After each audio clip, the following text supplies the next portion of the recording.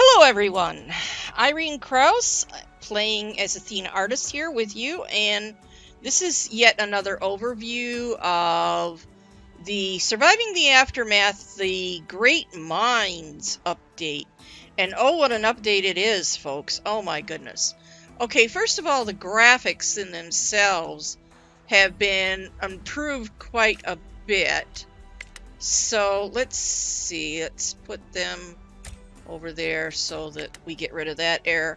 And yes, as you can see, I have been playing on this game for obviously many hours, and I have finally, at long last, not only been able to unlock everything in the tech tree, and yes, the tech tree itself, that has been one of the major revisions in this update, and it's a little confusing at first.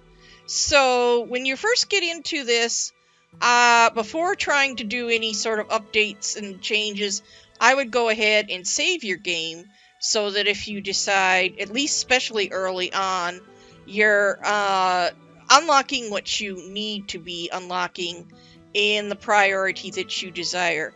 There's a lot of things in here that you might actually want to skip. Because after all, especially early on, when you don't have very many tech points available to you, you want to give priority to those things that are most important to survivability, such as food and your shelters and so on and so forth, and obviously your power, so that you can run some of the higher end things.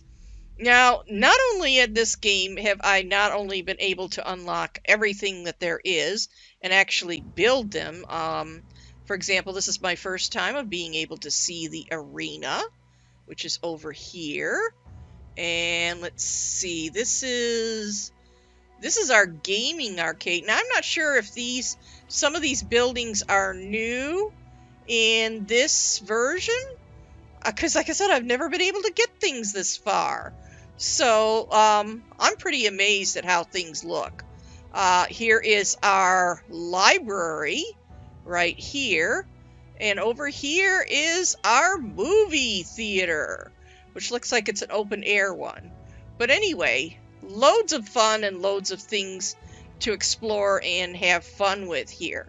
The other thing I've been able to do was to unlock every single area in the world map so that I could explore everywhere. And as you can see, eventually at one point, because I just had so much stuff, I stopped picking up like some of the tech points and some of the other things that are scattered here and there around. I just did that final push just so I could get everything opened up. And so the other thing, a lot of the major changes involved in this have to do, other than with the tech tree, are involving the garages and our motorized explorations and things. Now, when you have a vehicle in your colony, if you want anything done with it now, you need to assign, there'll be a slot that'll open up down in here, and you'll need to assign a specialist. Yes, and a specialist actually does need to be here in your colony so that they can do that. So they can come in and work on either repairing the vehicle or filling it up with gas and so forth. The other thing that they did, which was really exciting to me, because that was one of the things I had so much problems with, was simply sustaining my colony as they went forward. And thanks to this new revived tech tree, you could sit there and add points into things that improve your production speed, or to, for example, make either buildings or your vehicles and so forth and everything more durable. Like I said, there's just been so many improvements. It's just phenomenal. Now, the other thing, there's just a few things that I have actually a little minor complaints here and there. and those are having to do with the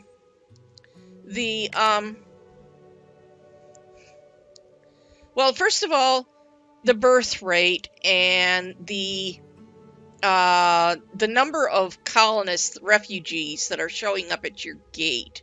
Now, mind you, I do agree that there were problems with that, in that you were getting so many babies being born. I mean, it seemed like every time I turned around, I was constantly building another school just to try to keep up with all of the children that were being in the colony, and obviously also houses and things. So they really cut back on that, but I don't know. Some would argue maybe they went a little bit too far with that, especially as, you know, your colony at this point, I've got over 100 people in here. Yes, and I've gotten everybody either into houses or the two-story houses. I actually don't have too many of these because, again, with the changes in the tech tree, it took me such a long time to get the two-story house unlocked. I had most of the people that I had living in my colony by that time living in regular houses.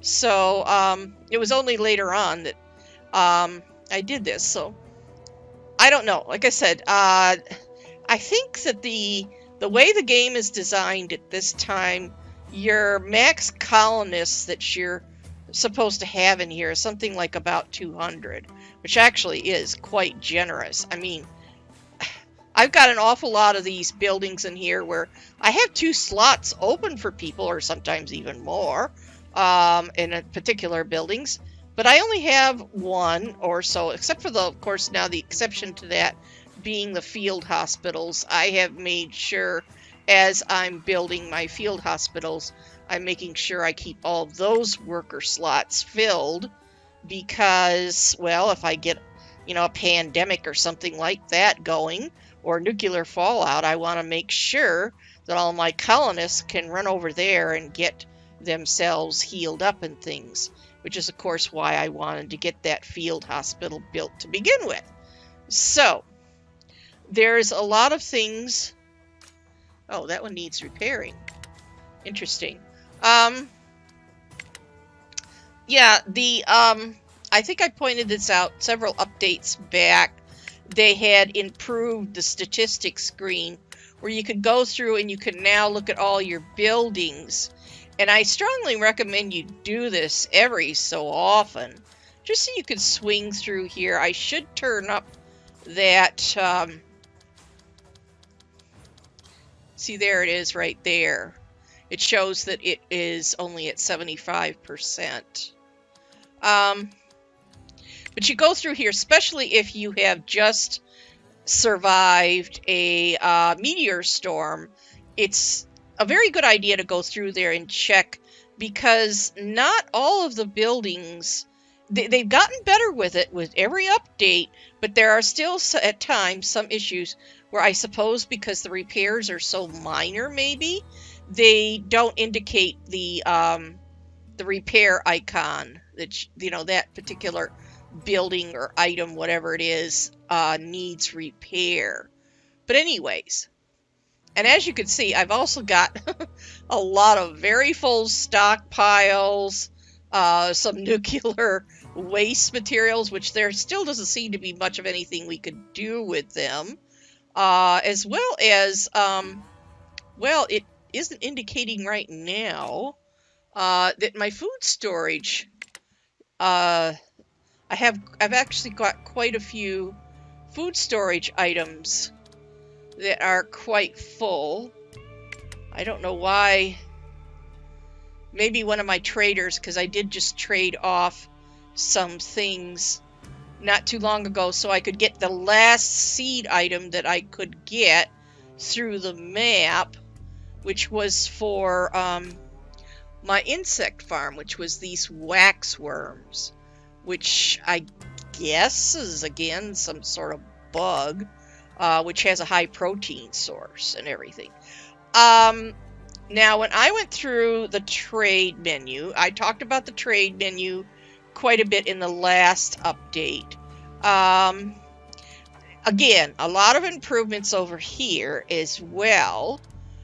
For example, if you have the seed, or whatever it is you want to call it, the seed or the eggs that a particular colony offers, if you already have it, it very often will not even show here in the menu as an option to select. It's like I just got these eggs and the wax worms, so this option here is probably going to disappear quite soon.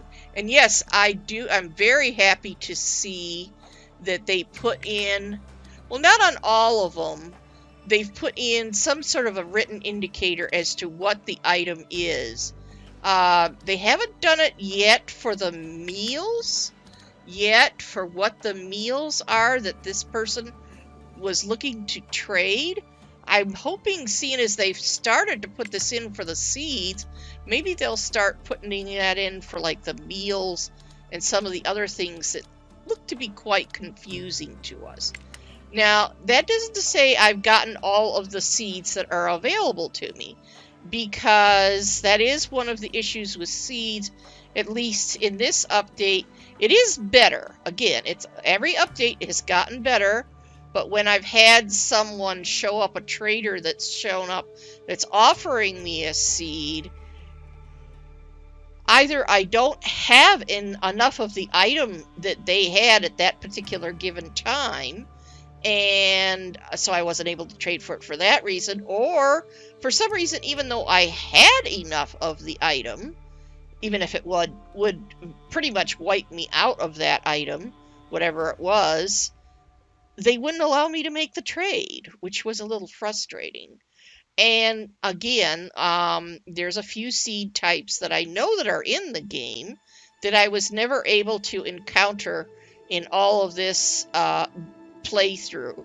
And I am calling this one pretty much done, because, I mean, what else is there for me to do? I've got all the tech tree unlocked. I've got the world maps explored. I mean, really, what's left for me to do other than to keep growing the colony and so forth, and hoping that someone will show up at my gate with those seeds or something like that. But I've got so much food. I mean, look at all the food I've got down in here and everything. I've got so much stuff that I really don't see the need of obsessing over it. I'm considering this game pretty much finished, and I'll be deleting it and starting over with another one. Now, that brings me to my next thing I do want to talk about as briefly as I can. I have been actually trying out the Twitch integration, which to me actually would make a fair amount of sense to do it that way rather than try to stream on YouTube if I was just playing a Let's Play kind of thing, because that does allow the audience to actually interact with you as you're playing. And yes, so in other words, it would be a live playthrough, live streaming playthrough. There's two problems with it, at least for me, as I see it at this particular point in time. Number one, when I ran my tests with it earlier, I noticed that all of my GPU, my cores, and everything, my CPUs, they were all getting very, very hot. Now, there's a lot of advice offered, not just on OBS. I use OBS for how to minimize that, but there's a few other advice videos out there on that.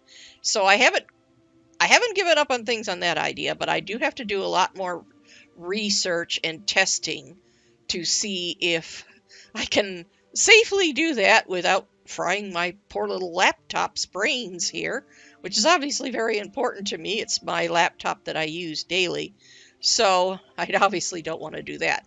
The other reason I'm again holding off on it is I'd like to hear from you if my audience would be interested in me trying to do something like that, because I'd also have to inform you of some way how and when I would be doing that streaming, because I certainly am not going to be doing like a 24-hour, 7-day-a-week kind of streaming thing. That's I'm sorry, that's just not up for me. I'm not going to be trying to do that.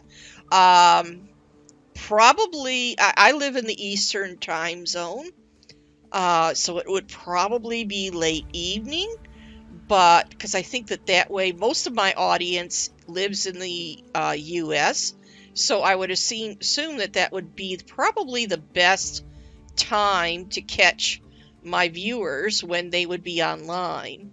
But by all means, feel free to leave some comments on the video about that sort of idea, and we'll have to see where that goes. And I'll put in a screen capture here of what my indicators are with my heat issues at this point in time. And again, if anyone else has any suggestions on what to do to within the settings of either the game itself or within OBS itself, so as to reduce the heat issues in that, that would be very much appreciated. So that's about it for now. I hope you enjoyed this, and we'll talk to you guys again. Bye for now.